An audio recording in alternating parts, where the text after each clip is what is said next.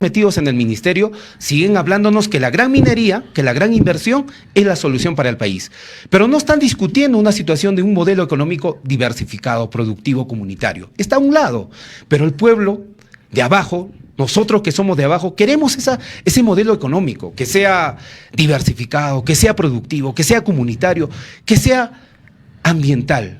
Que vivamos, digamos, en armonía con la madre tierra. Ese tipo de política no lo hay. Pero aquí, mientras los tecnócratas estén metidos en los ministerios, vamos a seguir discutiendo, digamos, esta política extractivista, primario exportador, que la minería, que la gran minería es solución para el país y para el fisco. Bueno, ellos, les apuesto que ni siquiera conocen la agricultura, bueno, el campo, ¿no? Ellos desde su oficina, desde su oficina ordenan. Y tienen mucha razón. Es que nos quieren hacer comer. Bueno, yo he ido al sector, en este caso, bueno, donde hay conflicto. A ver, tengo una llamada. Aló, muy buenos días. Aló.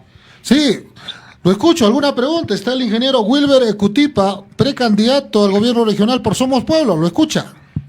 Buenos días a Radio Continental. Yo también quiero participar al respecto que está opinando. Digo. Mira, mi estimado periodista, yo creo que a veces cuando está en la campaña, hablan un poco de todo, el mismo Castillo, ¿no? Castillo que decía, mira, la Constitución, nacionalización del gas, pero cuando está en el poder ya se olvida. Pero lo mismo también en el gobierno regional, estos candidatos, precandidatos, mira, cuántas décadas han pasado, han hablado de la agricultura, de la ganadería, de muchas cosas, pero cuando llegan al poder ya se olvidan de todo. Eso quiere decir, no hay una buena planificación.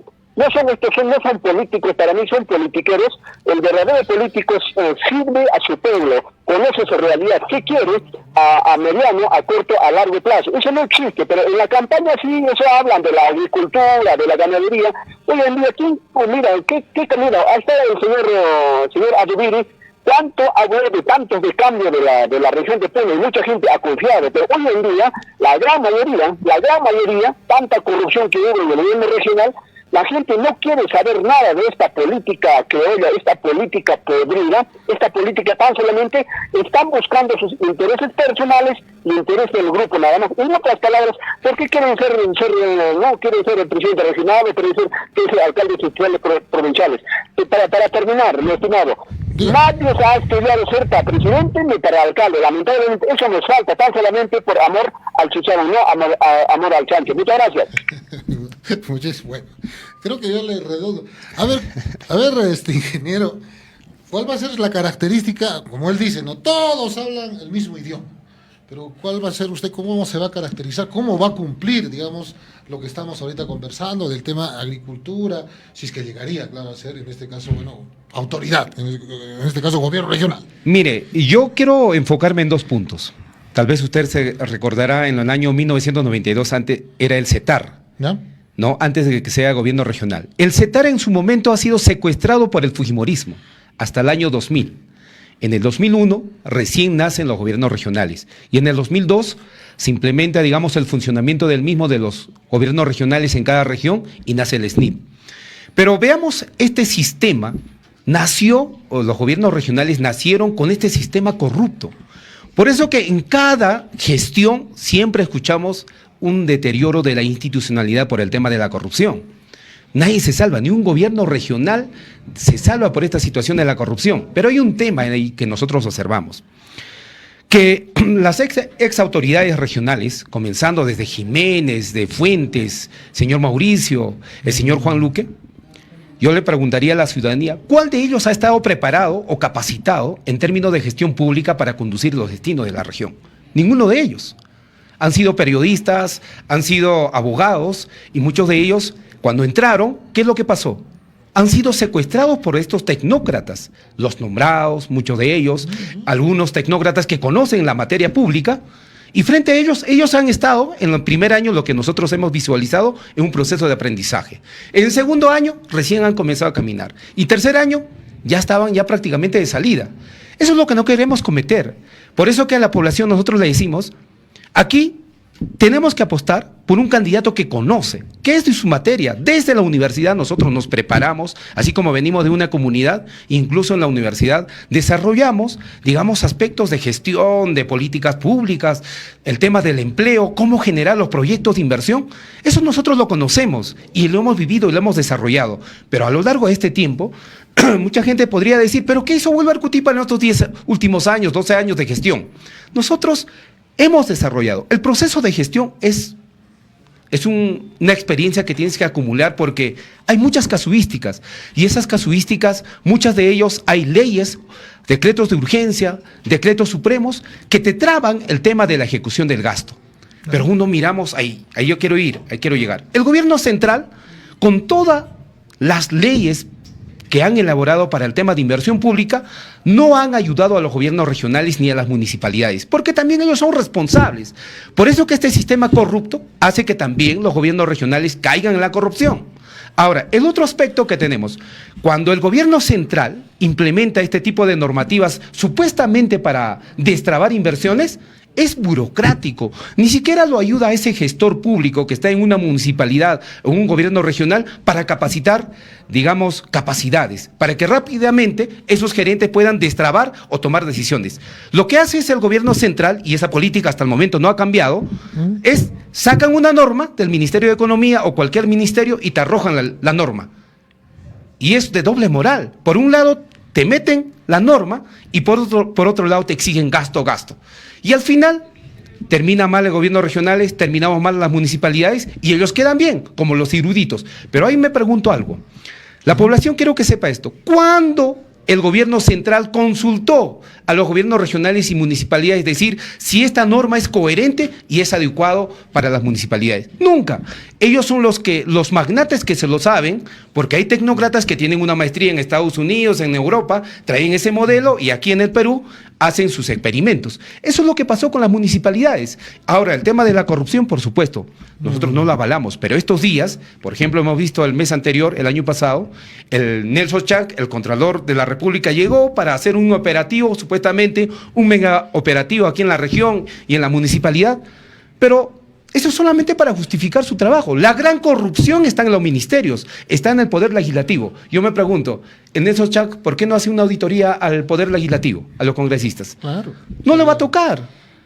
No los va a tocar, porque a los pequeños sí persigue, a los pequeños corruptos sí, pero a los grandes corruptos que se llevan el 70% de la corrupción, porque escuchamos en el Jurado Nacional de Elecciones, ellos dijeron, oiga, por actos de corrupción en el Perú se pierde el 25 mil millones de soles, que equivale más o menos al 15% del presupuesto público. Pero uno dice, ¿dónde se concentra la mayor cantidad del presupuesto público? ¿Acaso no se concentra el gobierno central el 72% del presupuesto público? En todo caso, ahí está la corrupción.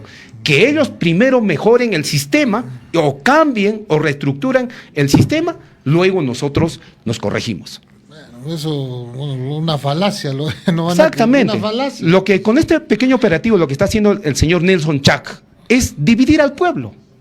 Eso es lo que está haciendo.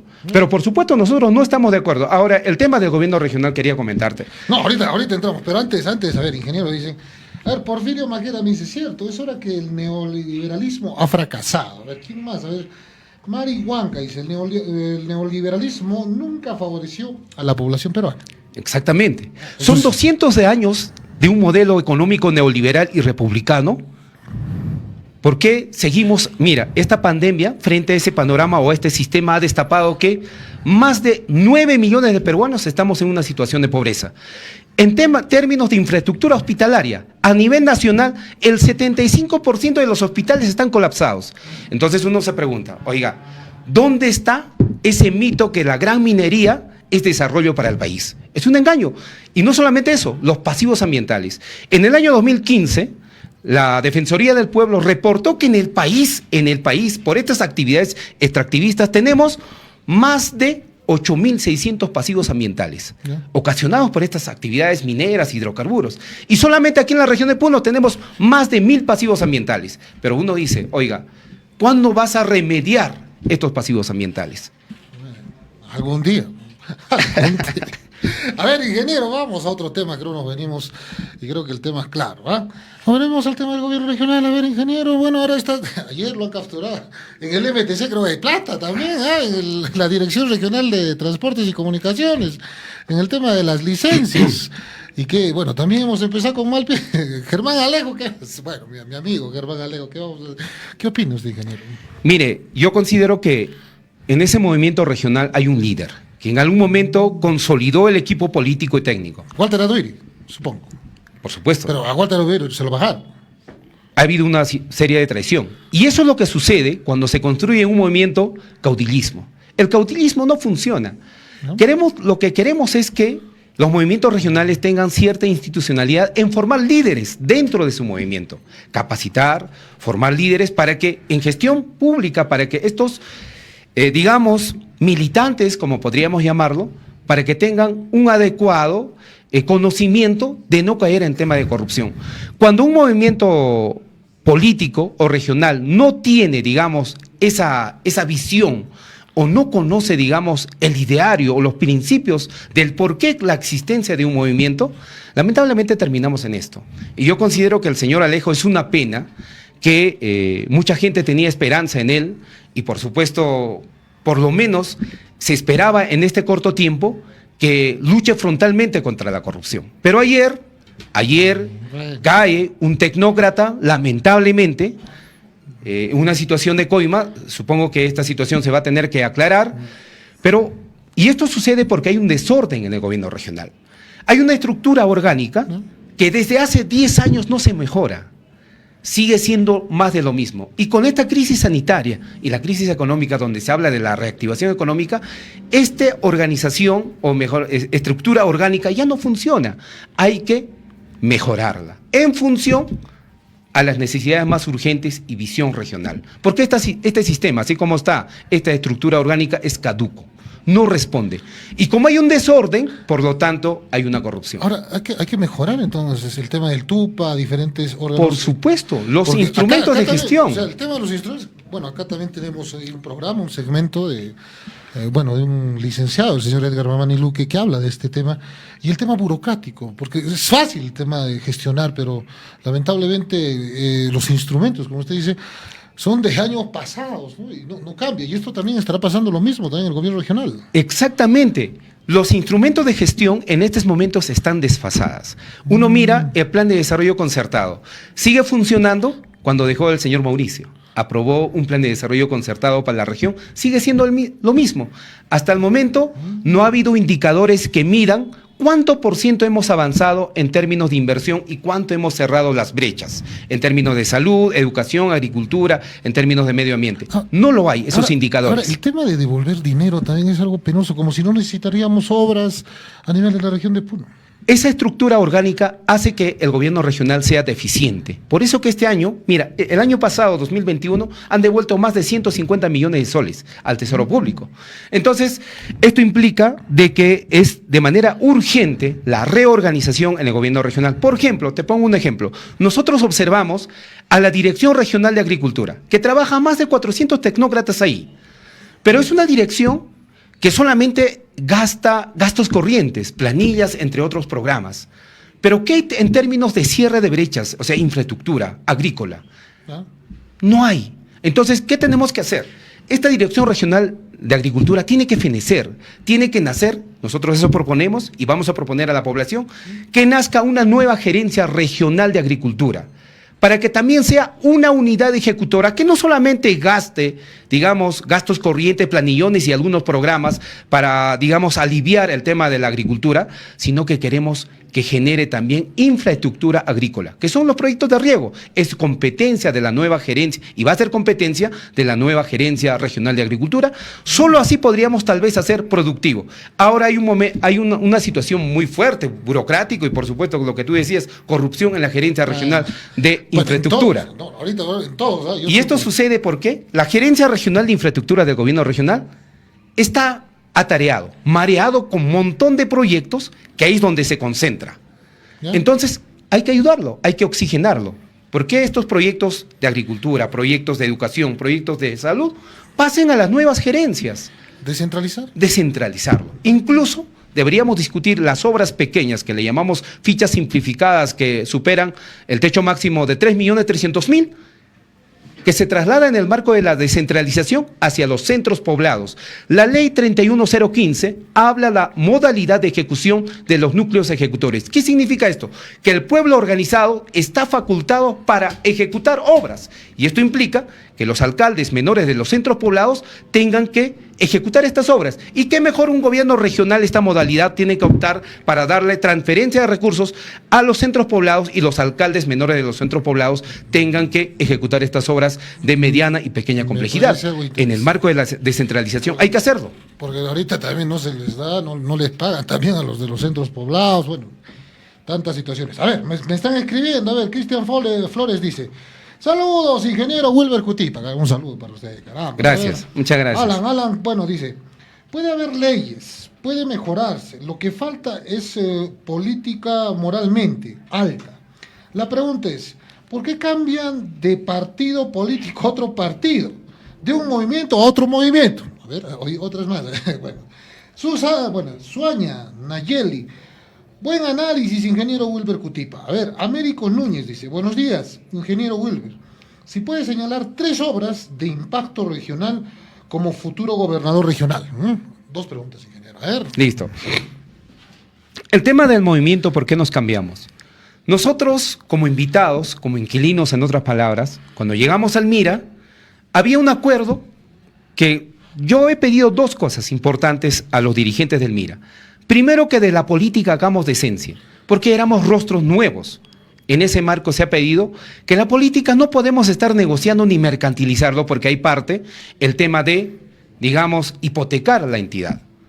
Entonces, ¿qué es lo que han hecho estos señores? Nosotros dijimos claramente, incluso en esta situación de la lucha del materno infantil, apoyamos a algunos dirigentes para arrancar mayor presupuesto cuando estaba el señor Agustín. Entonces, primero, lo que han hecho es que estos señores asesores entraron al Mira para ser precandidatos en algunos distritos. Y yo le dije claramente al presidente Miguel: oiga, si estos señores son visibles y vienen de este grupo que han maltratado a la región, que han arruinado a la región, y es tener estos operadores dentro del movimiento, ¿cómo respondemos a la población? Eso era la primera fricción. Y todavía eran asesores. Asesores FAG. En este caso hablamos del profesor Paredes. Por supuesto. ¿Cómo se llama? Acá y el señor Valdivia, que es otro asesor FAG también. Entonces nosotros dijimos: oiga, si usted va a continuar con esa imposición, nosotros vamos a evaluar retirarnos, porque nosotros no vamos a traicionar al pueblo. Segundo es que dentro de la organización habían decisiones por parte del Comité Ejecutivo Regional del Mira, decisiones a espaldas de nosotros. Muchas de ellas eran inmorales. Nosotros dijimos: no vamos a compartir ese tipo de prácticas mientras nosotros estemos al frente, y ustedes a la espalda de nosotros hagan ese tipo de actos, nos vamos a retirar. Si ustedes dicen que son dueños de este movimiento, continúen con esa política que ustedes practican, negociar con la política, háganlo. Yo me retiro. ¿Quién es el dueño de Mira? En realidad son 2 personas. ¿Quispe? Y Miguel Quispe, que es el fundador y dueño, y el que tiene el logo del chullo, el loguito, el símbolo, es el señor Tenisacra. Entonces, en realidad en ese movimiento hay 2 personas importantes. Claro. Acá 3 obras de impacto, si es que llegaría al tema de gobierno regional. Por supuesto.